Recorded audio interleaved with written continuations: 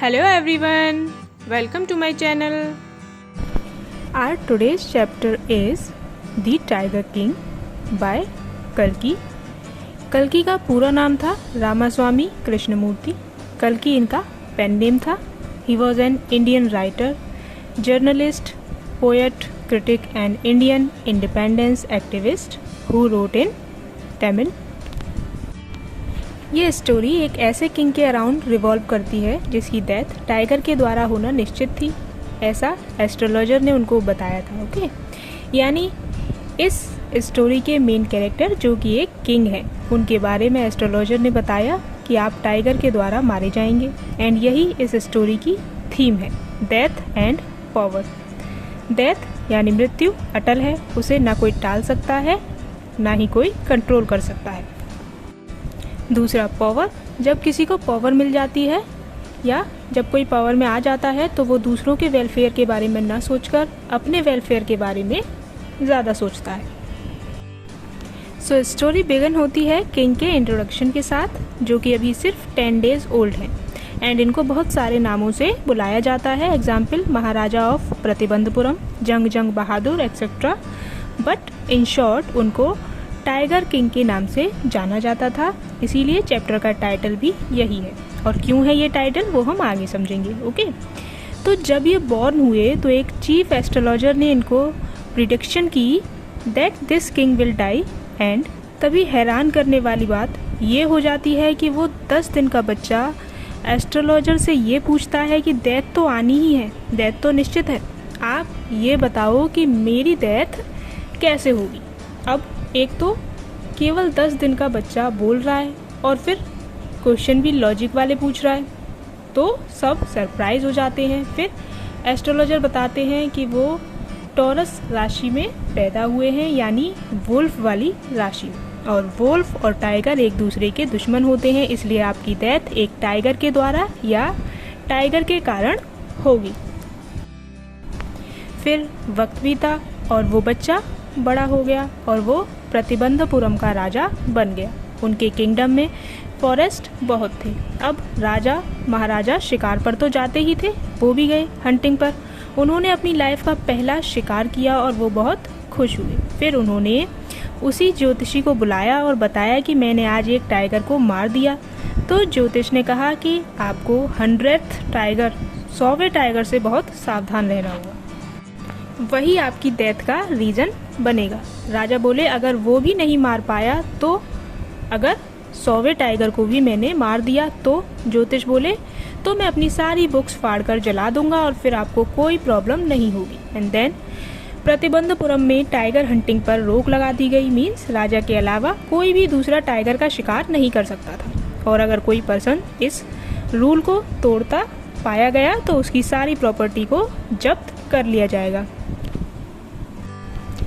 अब इस रूल की वजह से राजा को कुछ प्रॉब्लम्स भी फेस करनी पड़ी। जैसे एक बार एक ब्रिटिश हायर ऑफिसर प्रतिबंधपुरम में टाइगर हंटिंग करना चाहते थे, बट उन्हें परमिशन नहीं मिली, तो वो ऑफिसर नाराज हो गए और फिर राजा को उन ऑफिसर की वाइफ को गोल्डन रिंग्स देने पड़े, जिनका बिल 3 लाख था।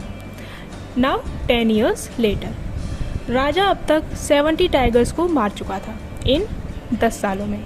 एंड प्रतिबंधपुरम के फॉरेस्ट में लगभग सारे टाइगर्स मारे जा चुके थे। तो फिर राजा ने ये ऐलान किया कि जिस किंगडम में टाइगर्स की संख्या सबसे ज़्यादा होगी वो उसी किंगडम में अपनी शादी करेंगे।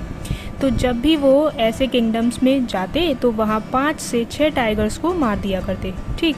एंड इसी तरह वो 99 टाइगर्स को मारने में सक्सेसफुल रहे।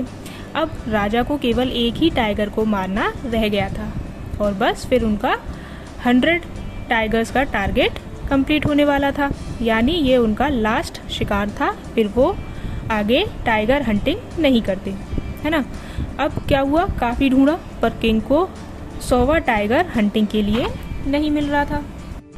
तो ये देखकर उनके एक दीवान को बुरा लगा। उसने सोचा अगर ये 100वां टाइगर राजा को नहीं मिला तो पता नहीं क्या प्रॉब्लम आ जाए, पता नहीं क्या रिजल्ट हो।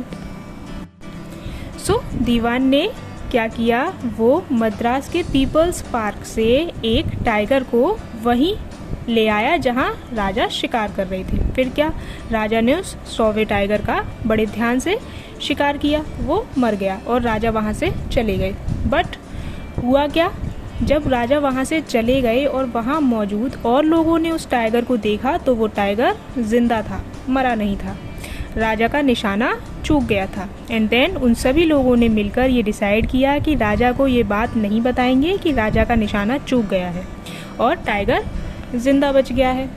और उनमें से एक ने उस टाइगर को मार दिया, उसका जुलूस निकाला गया और फिर उसको ज़मीन में गाड़ दिया गया और उसका टोम बना दिया गया। ठीक है। फिर थोड़े टाइम बाद राजा के बेटे का बर्थडे था, तो राजा ने उसको एक लकड़ी का टाइगर खरीद कर दिया।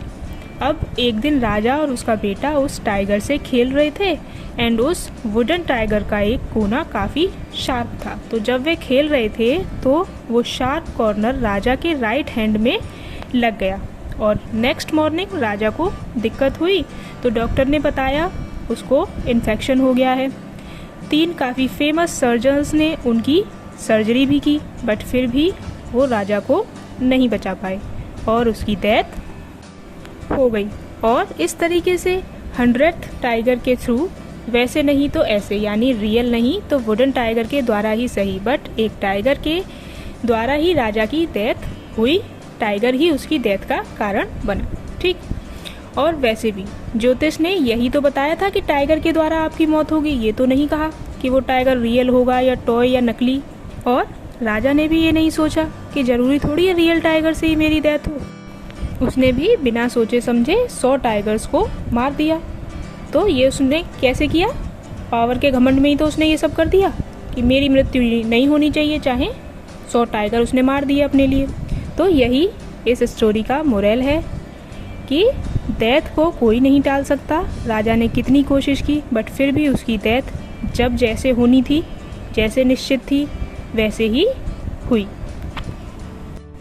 तो बस यही था आज का चैप्टर और यही इसमें समझाने की कोशिश की गई थी।